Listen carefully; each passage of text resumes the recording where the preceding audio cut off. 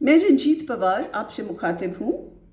किसान समुदाय से मेरा ताल्लुक़ है और मैं बहुत साल तक food and civil supplies Punjab में नौकरी कर चुकी हूँ। मैं आपसे आज कुछ ऐसी गलत धारणाओं का खंडन करने के लिए बात कर रही हूँ जो मीडिया में किसान मोर्चे की मांगों को लेकर फैलाई जा रही हैं। इसमें सबसे पहले तो ये बात फैलाई जा रही है कि पंजाब के किसान पहले ही बहुत समृद्ध हैं और उनको बहुत सहूलतें दी जा रही हैं और कुछ मांगने का उनका हक ही नहीं है। मैं आपसे जो कुछ भी कहूँगी वो आंकड़ों पर आधारित है और आप उसे क्रॉस चेक भी कर सकते हैं। तो ये मिनिस्ट्री ऑफ एग्रीकल्चर की अपनी खोज के ऊपर बताया गया है कि सिर्फ 14% किसान पंजाब में 10 एकड़ ज़मीन से ज़्यादा के मालिक हैं। बाकी सारे मीडियम और बिल्कुल छोटे किसान हैं और 40% किसान गरीबी रेखा के नीचे हैं। बेकार में ही हर रोज़ अखबारों में आप किसान की खुदकुशी की खबर नहीं पढ़ते।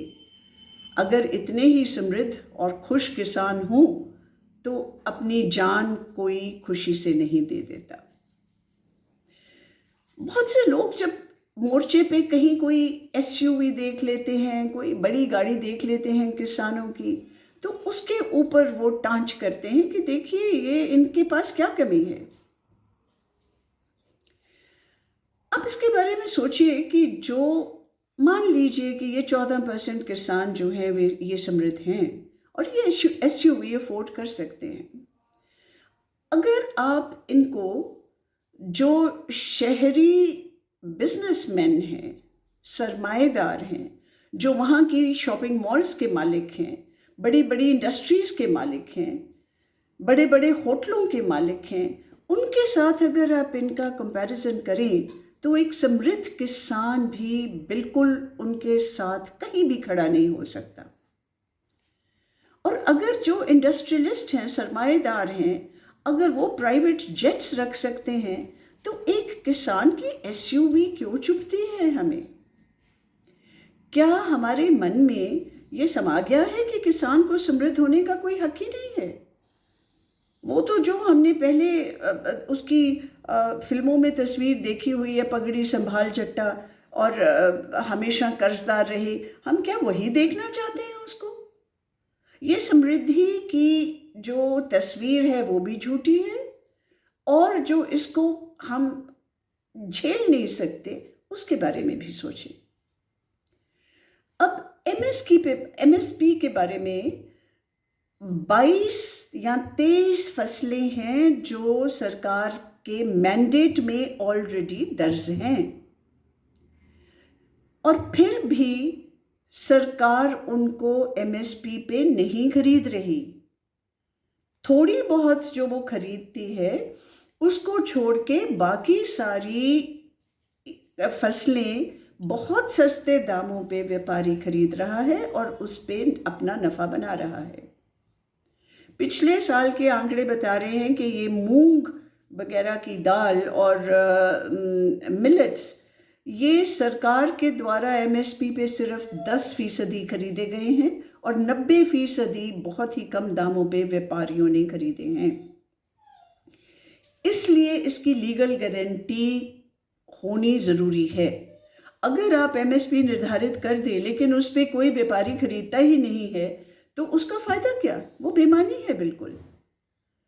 और इसीलिए किसानों ने जो 5 फसलों की एमएसपी इस बार सरकार ने उनके साथ बातचीत में कहा था हम देंगे 5 सालों के लिए, उसे स्वीकारा नहीं। क्योंकि अगर आपकी मैंडेट में 22 और 23 फसलें हैं तो फिर आप सिर्फ 5 की बात क्यों कर रहे हैं? और सिर्फ 5 साल तक गारंटी देंगे, फिर 5 साल के बाद फिर दोबारा धरना लगेगा। दूसरा जो एमएसपी के खिलाफ बोलते हैं वो ये कहते हैं कि मार्केट फोर्सेस को आप चलने दीजिए, जैसे कि बाकी सब प्रोडक्ट्स के लिए मार्केट फोर्सेस काम करती हैं, उससे कीमत तय होती है, तो किसान को बंधी हुई कीमत क्यों चाहिए? इसके बारे में मैं आपको बताऊं कि किसान की उपज और मैन्युफैक्चर्ड गुड्स को आप किसी भी तरह कंपेयर कर ही नहीं सकते। जो किसान की उपज है, सब्जियां हैं, गेहूं है, धान है, वो सारी नश्वर हैं। वो उनको बहुत देर तक स्टोर नहीं कर सकता क्योंकि उसके पास ये वसीले नहीं हैं। ऐसा नहीं होता कि वो कहे कि मैं ये आज मुझे अच्छी कीमत नहीं मिल रही, मैं इनको रख लूँगा, मैं 4 महीने के बाद, 1 साल के बाद बेचूँगा। उसे अपनी उपज जब वो होती है सामने, 1 हफ्ते में मंडी में लाना है, उसी 1 हफ्ते में उसको बेचना है, क्योंकि उससे आई हुई जो कमाई है उसी को इन्वेस्ट करके उसने दूसरी फसल अपनी लगानी है, उसके बीज लेने हैं, पेस्टिसाइड्स लेने हैं, टूल्स लेने हैं। उसके पास कोई ऐसा अलग से रखी हुई बचत भी नहीं है जिसको वो इस्तेमाल करे, और रखने के लिए कोई वसीला भी नहीं है। दूसरी तरफ जो इंडस्ट्रियल प्रोडक्शन है, वो माल लोगों के गोदामों में पड़ा रहता है, वो उसकी खुद कीमत निश्चय करते हैं, तय करते हैं। हम जब बाटा के जूते लेने जाते हैं, रेमंड का कपड़ा लेने जाते हैं, हम सोनी का टीवी लेने जाते हैं, तो जितने भी हज़ारों रुपए वो हमें दिखाते हैं कि भाई ये इसकी MRP है, तो हम बिना कोई चूं चां किए वो आराम से देते हैं।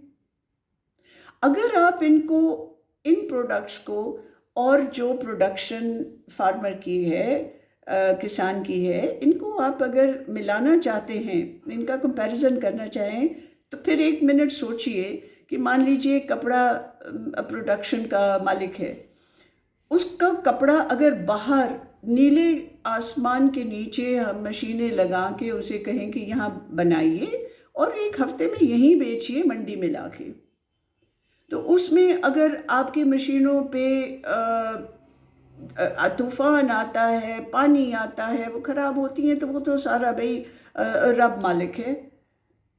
और उस 1 ही हफ्ते में आप बेचेंगे, जितना हम तय करेंगे कपड़े का या तो सरकार तय करेगी या जितना भी कोई ट्रेडर खरीदेगा। ऐसा नहीं है ना, ऐसा हो नहीं सकता।